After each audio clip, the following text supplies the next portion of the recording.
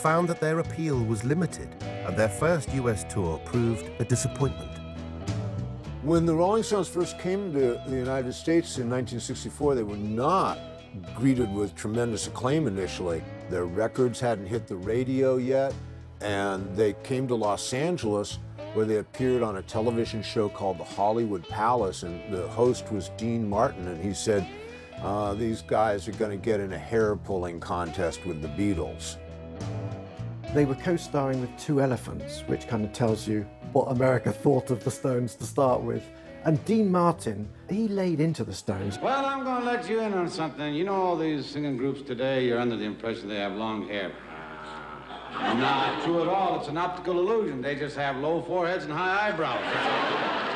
They had the advanced publicity, they had the gigs, but America just did not see in the Rolling Stones what they wanted to see. They really wanted a second Beatles, and that's not what they got.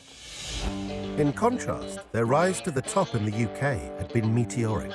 Having only formed in the summer of 1962, they quickly made a name for themselves on the London blues circuit and arrived fresh-faced in the British charts less than a year later.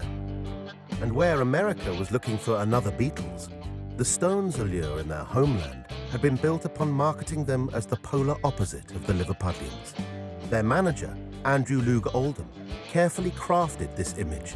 They wouldn't smile in photos. They would respond indifferently to interviewers. From the very start, the Stones were presented as rebels. They didn't so much have a defiance as an insolence. It put the Rolling Stones on one side with the youngsters, and it put the establishment on the other side. They were really probably the first anti-establishment band. There was a punk attitude, except we didn't call it punk at the time, we just called it loutishness or yobbishness, that applied to the Beatles as well, and John Lennon in particular perhaps. And whereas Brian Epstein's instinct was then to tone that down, put them in suits and make them as respectable as he possibly could without completely losing their edge, Oldham's instinct was the exact opposite. He definitely had a vision of creating a band, a gang, that was the opposite of the Beatles gang. I think they understood Andrew's vision. And I think when Andrew said, you know, don't smile, be a bit surly, you know, you don't have to, you know, if Charlie doesn't want to answer, he doesn't answer. If he does answer, he just says yes or no. And he's sort of monosyllabic and cool. What would you say? No, in a press relationship could be much better. What came out of it was a high degree of individuality, coupled with the nous that Jagger had from the very outset, the coolness that Keith had, and the extraordinary charismatic Brian, who was unlike, at that moment in time, unlike anybody I think you'd ever seen. And the Stones' image perfectly complemented their music. After a couple of minor singles, their 1964 hit, Not Fade Away, captured the band's unique blend of blues and rock and roll. The sound that had made them a sensation on the club circuit now saw them ascend to the top of the British charts.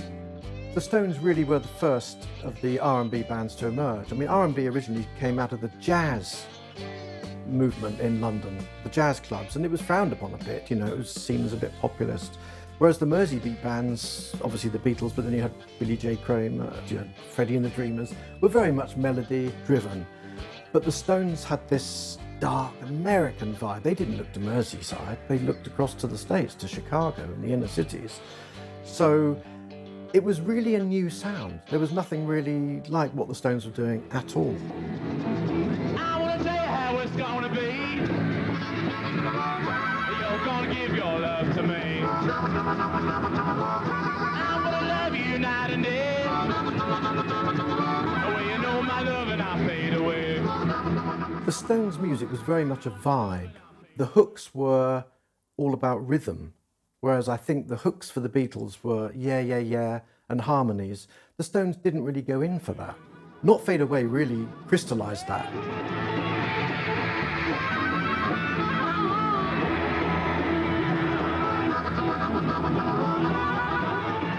The Stones had that R&B bluesy edge.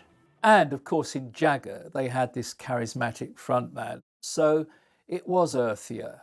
Rock and roll had sort of eradicated its black origins and tried to make itself as white as it could possibly sound. And if you like, the early Stones put the black back into rock and roll, even though they were, white, middle-class, suburban English boys. After that, you had the chain of events that the Stones were suddenly good copy in the national newspapers. Oh, this is the dark version of the Beatles. They don't wash, all that kind of stuff. Not Fade Away was the song that did that. They were taking us on this rhythmic journey, and no one knew where that was going to end.